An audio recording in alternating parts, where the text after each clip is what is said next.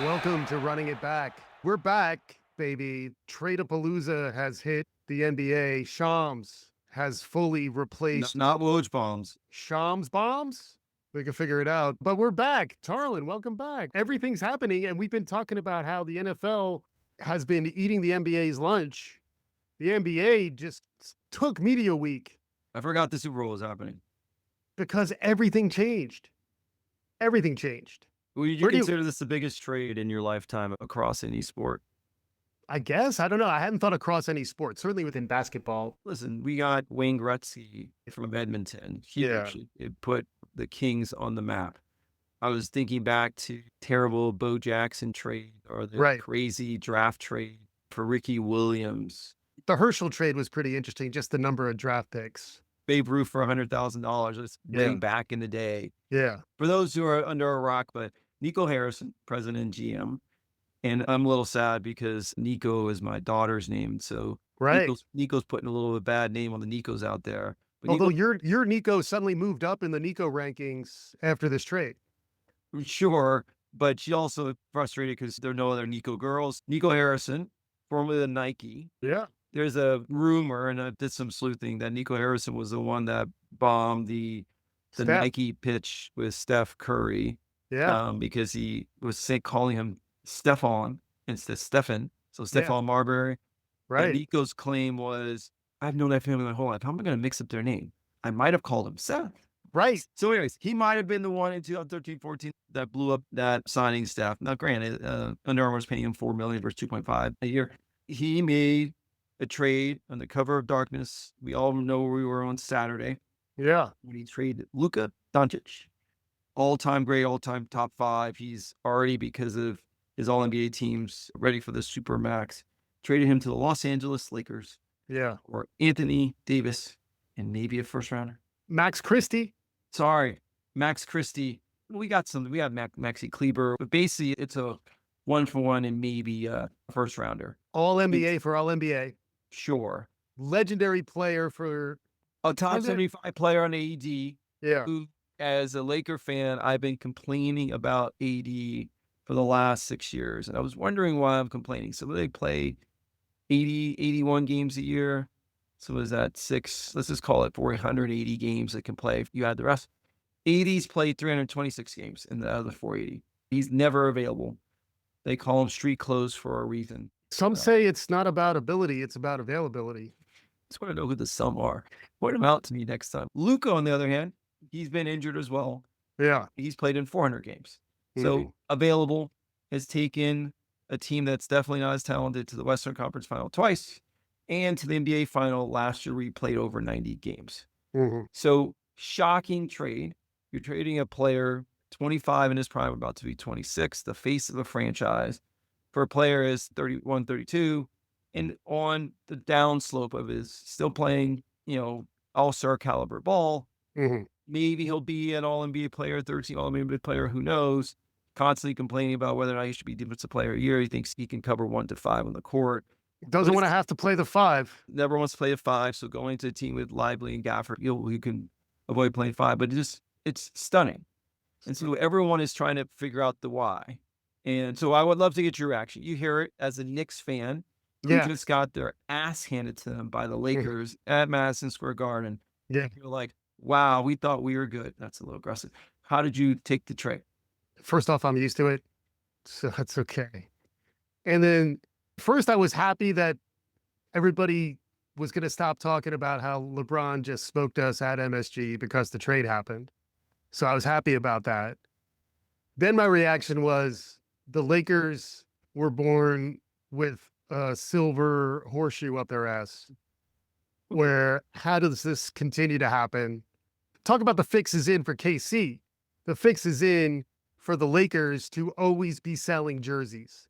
They will never stop selling jerseys. The business of the Lakers Yeah. is the business of the Lakers. There is no business as the owners outside of owning the franchise. They will always go all in to make moves to improve the team because that is where the revenue comes from. Yeah. There are other owners that they own commercial real estate. So they got a lot of things. And this is their thing that they do that they've invested in. Yeah. Think about Josh Harris for the Commanders. Rob Pelinka is not a businessman. The Lakers are a business. Business. Gonna punctuate it a little better. Work on that. By the way, have you also looked at the diacritical marks on Doncic? Doncic. There's Is like that what it's- random Is that what it's called? Doncic. Doncic is how you're supposed to pronounce it, which the more you say it, the weirder it sounds. It's got like an upside down, like it's crazy. So then I started thinking 77 plus 23 is 100. So keeping it 100, I had to give him a nod. That's LeBron's jersey and then Luka's jersey. For those of you scoring at home, this is correct. No one said there'd be math on the pod, but keep going. Or even if you're alone, that's just fat out. For those of you scoring at home, or even if you're alone, that's Keith Olbermann before he started to suck. He was hilarious. It's awesome. Early Sports Center. Maybe it was Dan Patrick. I mean, it'll be interesting. The thing I want to see is Dallas for a little while, because then Dallas, it's a trade-off short-term, long-term. And then long-term, you're kind of held hostage if you're paying Luka the supermax. So like the thing that they had to do, and that's my biggest takeaway, is that it's 2025. The things that you have to do, the things that you expect people to do, no longer get done. Everything's upside down. Luka lost out on a lot of money with this trade because they would have given him the supermax. Once you give Luka a supermax contract, it's his franchise for the foreseeable. And if your job as the GM and the leadership, I still think it's a dumb trade. But if your job in part is to manage risk, there are some doomsday scenarios where calf turns into Achilles. I know it's still too soon. Too many Pilsners when he should be drinking red wine. Although LeBron's going to be lobbying hard to crack open some of those. Him and JJ going to crack open some of those dusty old Cabernets. And they're going to have some mano a mano a manos with Luka. I'm excited to see what happens. Just like before I got tired of it, I was a Kansas City fan because I kind of wanted to see history happen. It does feel like in terms of the grand narrative of the NBA, if the NBA was a soap opera, the storylines just got so much better. Like, what's next for LeBron? He's going to play for a couple of years. So, yes, the storylines got better. If you really thought, as conspiracy theory, David Stern would have never nixed the Chris Paul trade, which we're all, as Laker fans, still pissed about because Chris Paul and Kobe could have been playing together in their prime. We'll never get over that. Yeah. The move, as I was trying to think back to most shocking, there's a comparable trade out there. It's not for a one-to-one, but it was still shocking when after a three-peat and then going to a finals for fourth year, when we traded Shaq. Mm-hmm. Now, it was telegraphed because Kobe thought Shaq was fat, never in shape. Yeah. Phil Jackson was on the way out. So there was a lot of smoke. And there was a little, someone I like to call Pat Riles on the other side of that trade. So you knew it was only a matter of time. And so we were all conditioned and ready for it. And so we got Caron Butler, Lamar Odom, Brian Grant, and like a first rounder to then Shaq to go to Miami and to win another championship. Yeah. I mean, that was Riley mortgaging the team to go make one move. The difference was we're now looking for smoke. And so you're looking at, God, you'd love to know exactly how much Luka weighed. When you look at some of the early first few years, he's definitely slimmer.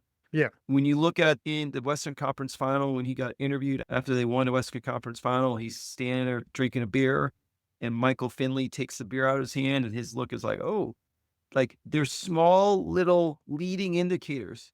Or the conspiracy theorists will say Luka was 30, 40 points away from passing Michael Finley as fifth on the all-time Dallas scoring list.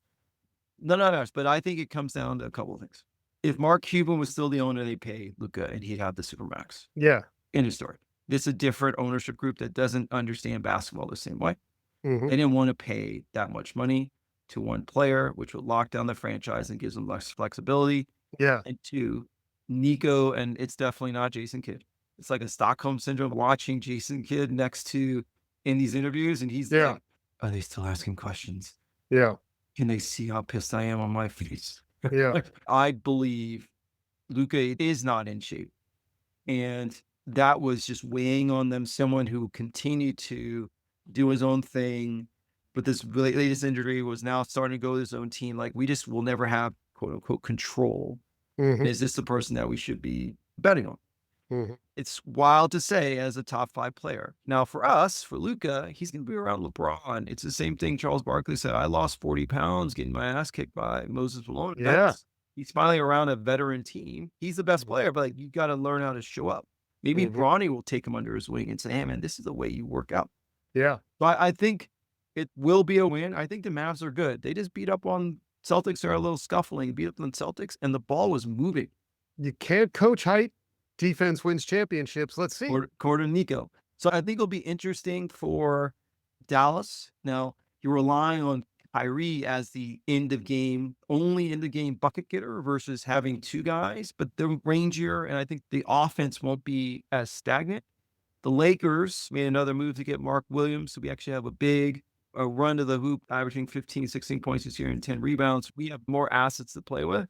It'll be interesting to see. I think this is the last move where everyone's always believing that LeBron, because he's such a ball stopper, will not be able to play with someone. He's proven everywhere he's gone, they can figure out how to play with someone. So I like that intrigue and why Yeah. the last 30 games will be more interesting than ever looking at the NBA season.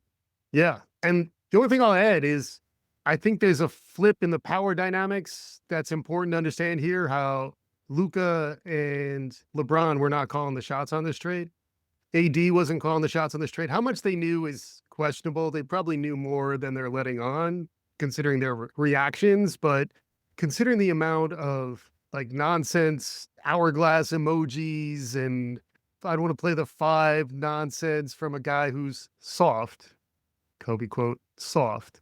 By the way, this is 2 soft guys being traded for each other. Let's be clear about that too. Like you need other tougher players to actually round out both squads, and then the question becomes, at least in the near term for LA, is the transcendent upside of this new offensive experiment that you have.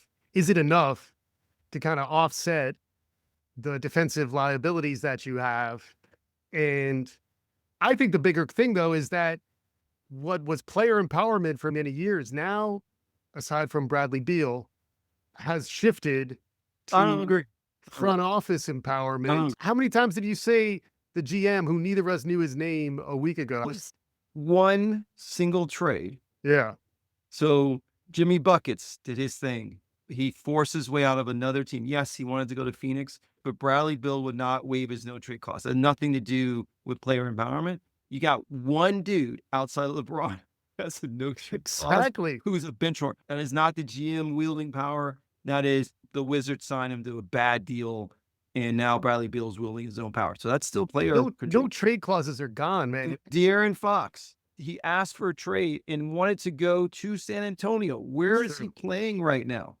He's playing in San Antonio. So I don't believe the narrative that everything is the power balance is back. Now, if the owners, as they come up to a point where they start paying their players a supermax and they start trading them, that's different. Like, I'm not paying their money. I'm not saying I'm just saying it's a shift. There's a disturbance in It's the a force. nudge. There's a little, okay, fine. There's a murmur out there somewhere, but not, there isn't a full shift. Well, Because we keep our eyes and ears out for those early signals here on Running It Back. That's why our listeners keep coming back for more, Tarlin.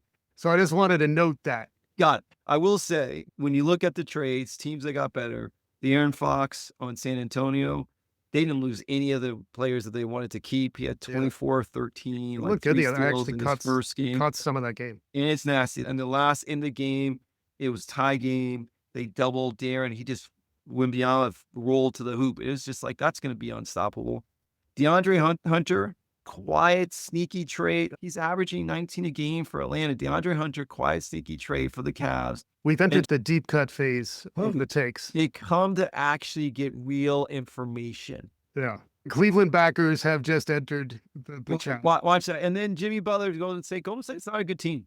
It's a good soap opera, though. What's going to happen with Draymond and Jimmy when it starts to break? I think they'll be fine. It's just, we haven't seen Jimmy play in a while. I think Kirk can bring them together. They don't have a lot of time to figure it out because they're a 500 team, and they were down 26 to the Lakers last night. So those are the trades to watch. I'm hopeful that Luka doesn't go by way of Shaq and can put down, as you said, put down the 6-pack. James Worthy, final quote, James Worthy said at 25, I was having a 6-pack a day. it took the veterans to pull me aside, like, what are you doing? Yeah. And so Lucas hasn't had that in his career. So now he's got LeBron, he's got some other players, he's got JJ. JJ's not going to play. Yeah. Rob is not going to really wield a lot of power, but JJ.